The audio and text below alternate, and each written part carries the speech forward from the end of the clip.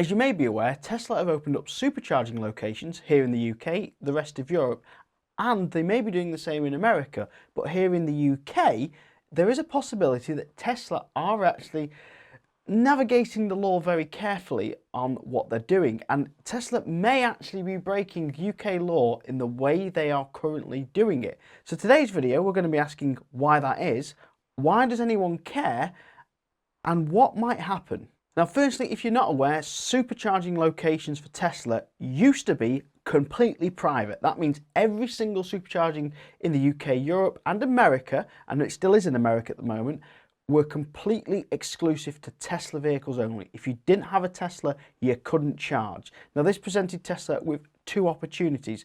One, they used to get sites on the prime location of being Tesla only. When the Model S and X were sold only, these were £80,000–90,000 cars. So Tesla used to approach landlords, shopping centres and say, we will bring you our exclusive clientele, our rich, very wealthy clientele to your site on the basis that you let us have this site for supercharging.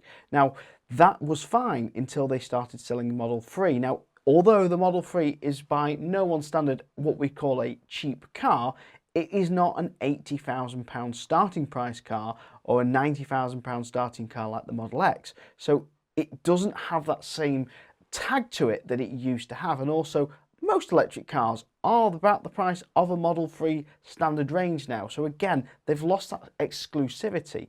Now, to open up the supercharging across Europe, it was done for a couple of reasons. One, it was to access some public funding for some sites, but also Tesla are starting to struggle to get new locations if they're Tesla only. If you're a shopping centre and you have limited grid space, why would you give Tesla exclusivity to that limited grid space in your area to only attract Tesla customers?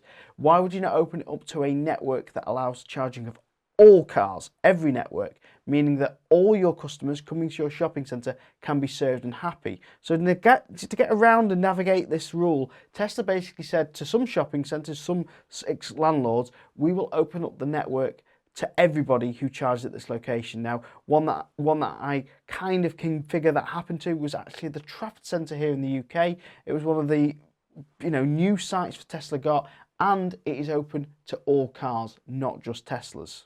Buyers of electric cars, most people bought a Tesla purely based on the supercharging network. In fact, we bought a demo vehicle for our work, mainly because it was a Tesla and it was a bit of a show-off piece when we went to car shows, but also the fact that it was easy to use. It's easy to use a Tesla supercharger. You just plug and play. The other main attraction is public chargers have always been a bit crap, and there's always been one charger. Tesla superchargers always usually have a minimum of about 4 on a site, and they can go a lot bigger. In fact, a V3 site I visited recently had about 20 V3 250 kilowatt chargers at the site. So looking from another EV over to Tesla sites, you go, yeah, that's a real good pull. So when they opened up the network, lots of EV owners, including myself, were overjoyed. Now, almost a year ago, Tesla started opening up the supercharging sites here in Europe and the UK. In the UK, we started initially with 15 sites. And if you didn't already know about accessing the Tesla superchargers as a non-Tesla owner, you simply download the app, you click Charge My Non-Tesla, and it gives you the locations in the UK where you can charge, and you just start initiating the charge on their app. And this is where we get to the issue. Now, UK legislation says that chargers should be easily accessible without any sign-up or app, which Tesla sites don't allow. Now, this is usually combated by most charge companies with a card terminal on the charger, which means you don't have to sign up to the app, you can just tap your card and pay for the charge on that.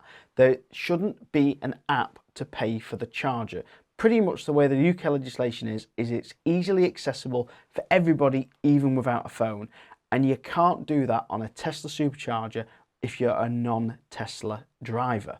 And because of this, that means that Tesla are currently skipping the rules. Now, personally, I don't care.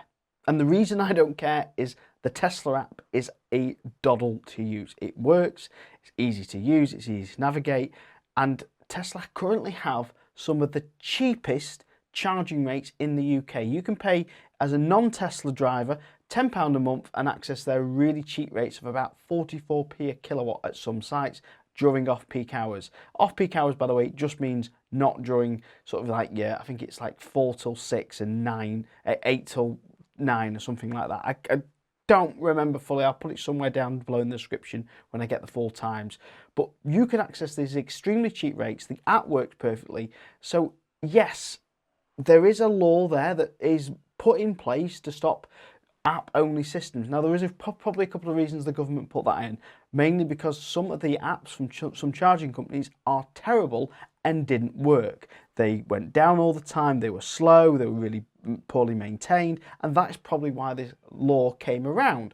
However, that doesn't mean that Tesla should be able to get away with it, even if I think the Tesla app is great. Now, another reason you might need to use the charger without an app is as EVs go mainstream, not everyone has a mobile phone. Well, not everyone has a smart mobile phone with apps. And because of this, you need to allow another method for them to charge without using the phone directly at the site.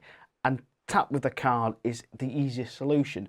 And this could mean that Tesla are forced to put card terminals in. Now, I've had conversations with people about Tesla and the way they are currently navigating the rules by calling themselves a private network still. Now, that is because they are partly private as a network, because this is only a trial. But there's only so long they can call it a trial. This trial's been going on for over a year. It's likely going to go on for a lot longer. I morally think Tesla should comply with the UK law and stop trying to navigate the rules. It's going to be opened up permanently. They need it to make sure they get more locations, more supercharging sites, and make sure that landlords renew the supercharging sites they're already on, because many landlords want all EVs to charge on those, that grid connection site, and Tesla need their chargers to carry on being there for their current customers.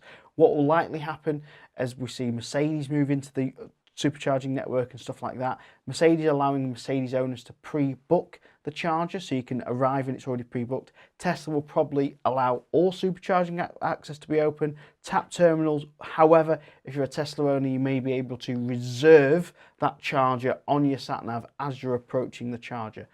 This is likely one of the solutions they have. What do you think about the way Tesla is navigating this law? Let me know in the comments. Now, you may ask, what if Tesla does nothing and just decides not to comply with the UK law? They are skirting the rules so far. It's likely that the UK government will force them. They will just put a law in that forces Tesla to be in or out. No halfway house. And what will stop Tesla from going completely private? Well, like I said, these prime locations would not let that. Now, Tesla could probably navigate that again by saying it's £1 to sign up as membership. Again, I just don't see it happening. Most of these supermarkets, prime sites, will not allow Tesla to have a private network, even if there's a small barrier of only £1. They will likely be forced. It's a really interesting idea. I'd love to know what people think in the comments. I also have a good video here, whether Tesla opening up the network was actually a bad idea.